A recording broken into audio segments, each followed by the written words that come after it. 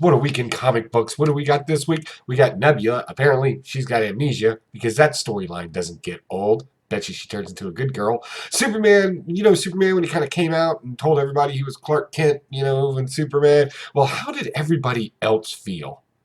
I know you wanted to know. I know I didn't, but I read it. We'll talk about that and some more on this episode of Poke and Joe Comic Book Review.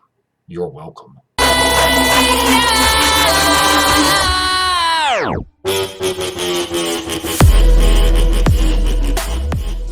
Man, that intro. I love that intro.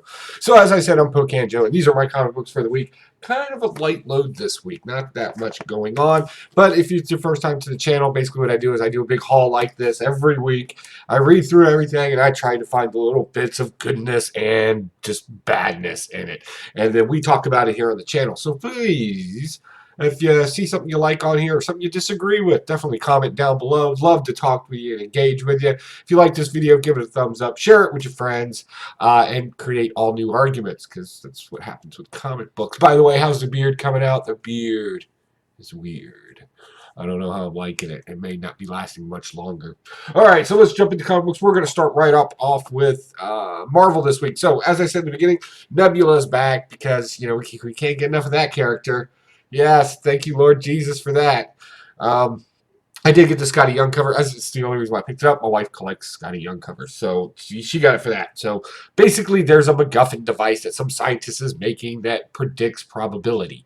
Yes, that's actually used correctly right there. It shouldn't be, but it is. So basically, it tells the future, or at least tells the probability of a future, kind of like in a game. When you see somebody, you're going to shoot them, and it gives you the percentage.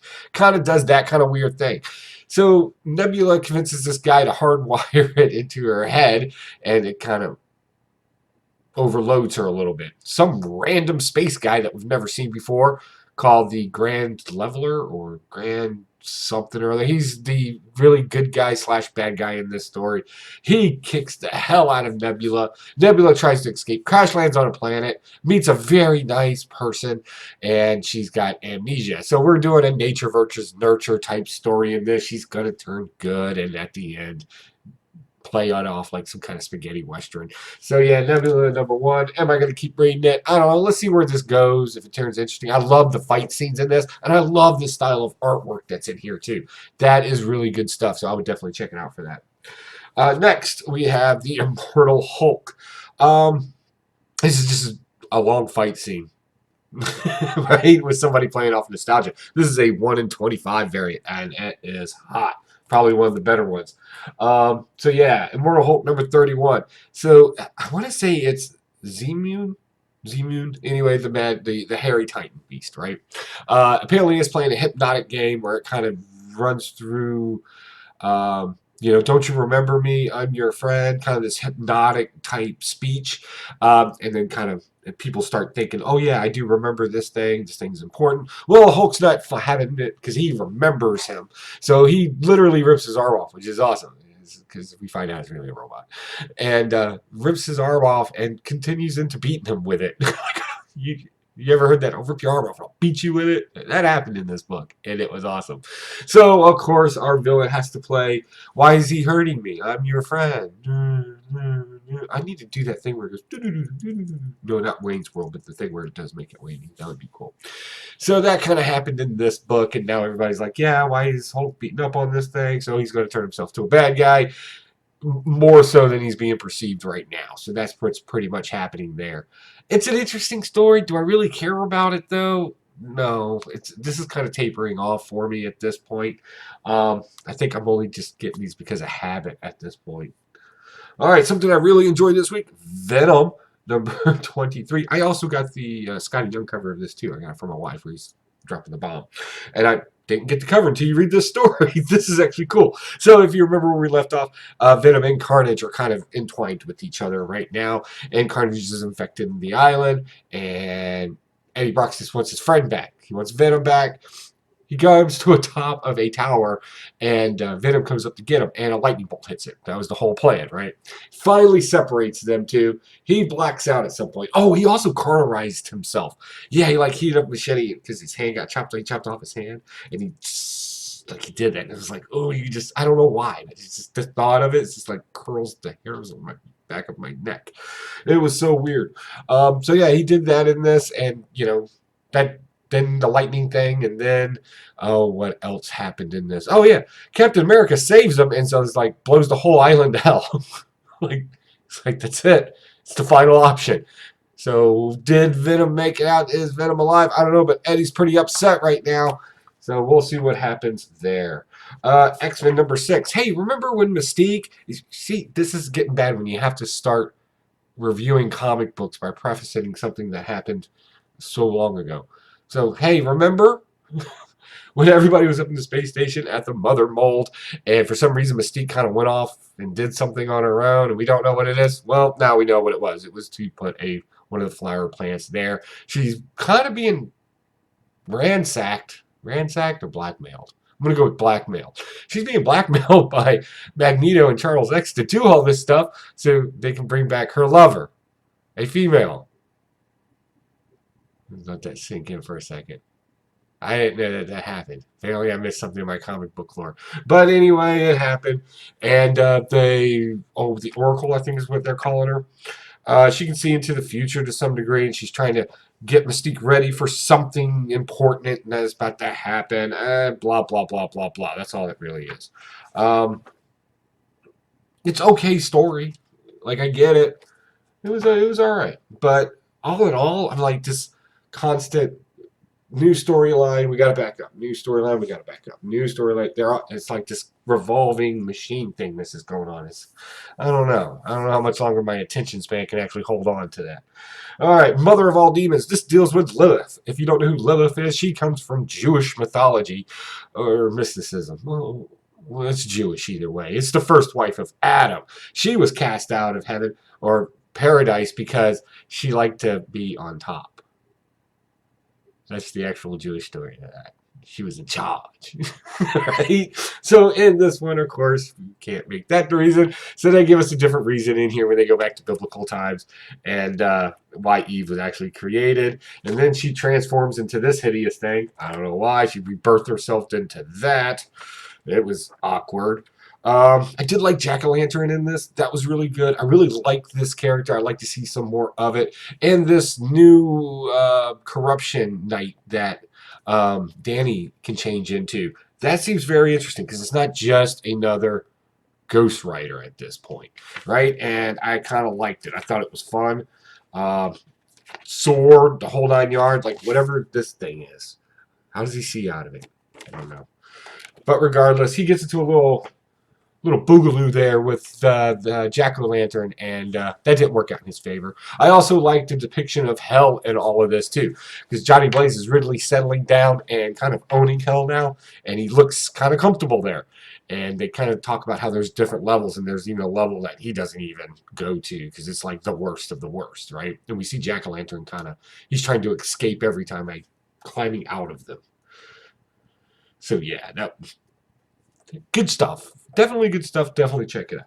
All right, Amazing Spider-Man. Oh, God. This is like watching Fox News. Not that I have anything wrong with Fox News, but all it was Jane Jonason and Spider-Man there yelling at each other the entire time. Because they're toxic people and you can't put them in the same room. Period. We found that out in here. Somebody's about to do some damage. What does that turn into? We don't know because that's where they left us off. So Chance, if you don't know Chance, he's going to come. There we go. Chance. There we go. He's got to get a web shooter from Spider-Man because he's got a bet going on with Agent Foreigner, regardless, in some space casino. That was interesting. I wish they played more to that. That was interesting, right? But just watching an old guy and old guy yell at each other, an old guy and not so old guy yell at each other, just didn't seem very interesting to me. And I'm still trying to figure out who Kindred is. Like, what is the Kindred thing? Please, already. Can we just do something with that? Give me an answer already.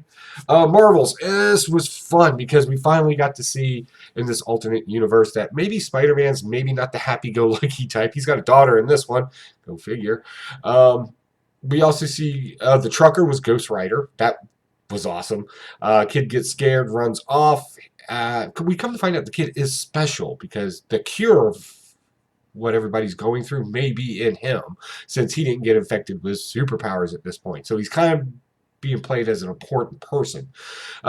He fantasizes about Captain America. Come to find out, Spider-Man's kind of a jerk, and he's like, wow, like he's so sad, right? Daredevil comes in here. He kind of explains the situation to Spider-Man and how we need to kind of protect this kid. That was pretty cool. All in all, what am I getting out of this? This is a never meet your hero story. Like, have you ever met like a comic book person, right? Just somebody in the comic book industry. And you were just so happy to go see them, and then come find out they were a jerk. Uh, if you're like, no, that's never happened to me. Well, apparently you never met Liefeld. Like, seriously, that guy's a dick. But anyway, yeah, so this is what that's kind of like. Our perception versus reality. So that was really cool. Thor, number 3. Beta Ray Bill and Thor go at it in space, and it is an epic fight, and you will like it. If you like a lot of action scenes inside of your comic book, nothing but action. Thor smashes Stormbreaker, and it was epically awesome. And of course, they can both wield Mjolnir, but Beta Ray Bill's kind of trying to figure out why that can be. Also, Sith comes into this as well. She blocks at the last minute from Beta Ray Bill being totally demolished by Thor. So now that battle's going to continue on with her. This is good. Right? This is a good story. If you're reading this story, what did you think of it? Comment down below. I enjoyed this. And I'm not a huge Thor fan. Like, this is not my thing. But I'm enjoying this. So definitely. Let's see here. Doctor Strange. This is starting to peter for me. This is number 3. He goes into some tattoo dimension is the best way I can describe it. Dimensional travel. It's Doctor Strange. It doesn't have to make a whole lot of sense. And apparently he fights a bunch of things there. Why these things were important, I don't know. Cool artwork in this, though. Like, seriously. How awesome is that? Really digging the artwork in it, but I just didn't see the relevancy of a lot of what was going on in here. So he ends up saving a young man who's slowly dying because his tattoos came from some sort of witchcraft, interdimensional boogaloo. So that happens, and he goes in there and fights him. That's it. It's a weird story. But we know Druid's going to be coming back into this in some way, shape, or form. And I've always loved Druid as a villain. I didn't like him when he was a superhero. I thought he was boring. But I really do like him as a villain. And I think he'll do good in here. The writer kind of understands how to write that kind of horror. Morbius. This was nothing more than an origin and a justification of why Elizabeth is Elizabeth in this. Apparently she's Greek. All of her Greek flashbacks, everything looks American. Everything. Even the books all over the place are all written in English. And we know that she's proud of her Greek heritage because in this one issue, she says a lot of Greek words. And she was also in the military. That's it. Right? And the artwork's the artwork. It is what it is. What is this going to turn into for me? It's probably going to be a blast. It was a fun run. We got introduced to a character. We got some cool backstory. Saw some vampire stuff, but honestly, I think it's done met its match for me. We'll find out when the next issue comes out if it's something I'm actually going to deal with or not. Moving on to Superman. What happened in Superman? This is weird. This is nothing but, hey, Superman came out to everybody. Again. That's all we talked about. And it's also that's what all the reporters talk about. Superman goes back into space and has to help the United Planets, right? Because they're trying to find a place to put their headquarters. Mongol shows up. He's tearing everything up. Superman shows up to fight him, hits him as hard as he can, and he's still getting up. So this is looking bad for everybody. The Thanagarians and everybody else try to jump him. That doesn't work. Of course, they fail as well. Interesting. I like Mongol as a character. I think there's good writing in this, no doubt about that. But I should not be able to explain it so easily. Like, legitimately, that's what happens in this. The one bad thing that happened in here, and I don't know where the writer's going with this, but there was one in here where they kind of took the video of when somebody took the video of Superman telling the United Planets that he would be the Speaker of Earth. He just stepped right into that role and goes, I will be the speaker of Earth. And some people got a problem with this because it's like, you're not even an Earthling, Slick. And two, we didn't vote. Like, we do that here. About 90% of the Earth votes on their speakers and who's going to be in charge of them. Yeah. So, where's that going to turn into? Probably a lot of questions, a lot of angry people. Looks like Superman's going to be seen as a dictator to some degree. I hope they kind of do. That would be a cool story. I'll watch that. Next, sad melancholy. Uh, Pennyworth. This is sad. So the Bat family's dysfunctional as all get out.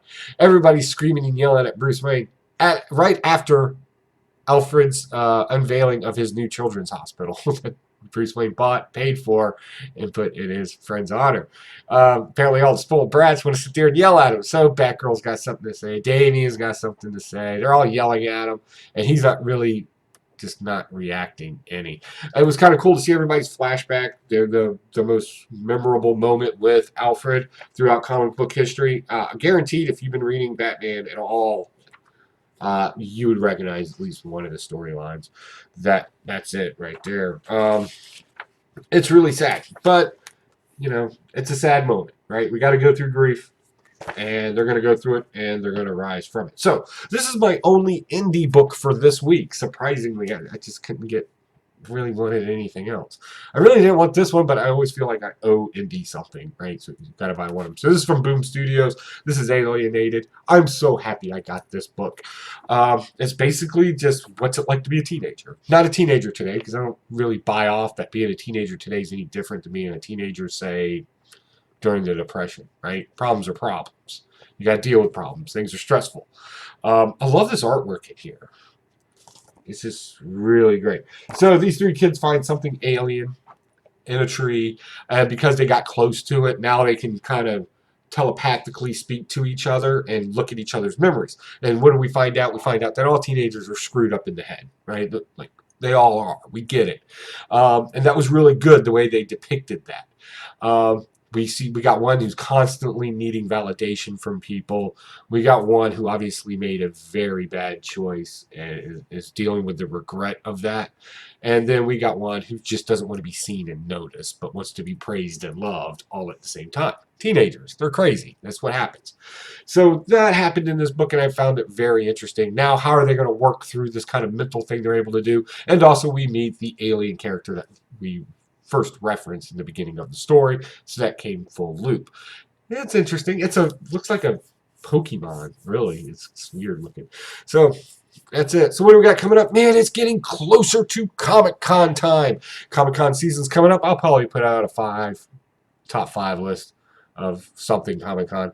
I'm sure. I'm going to Emerald City. I'm also going to the Richmond Galaxy Con here in Richmond, Virginia, and we'll probably hit up the Hampton and Tidewater ones this year too. But definitely my big one's going to be Emerald City Comic Con. I'm going to be there. Huey's going to be there. We hope somebody out there is coming too, because we can only hang out with each other so much. Definitely let us know in the comments down below. You can come out. We're going to do a meetup, probably do some live shows. It's going to be fun. So you definitely want to subscribe, like, hit that notification bell so you'll know.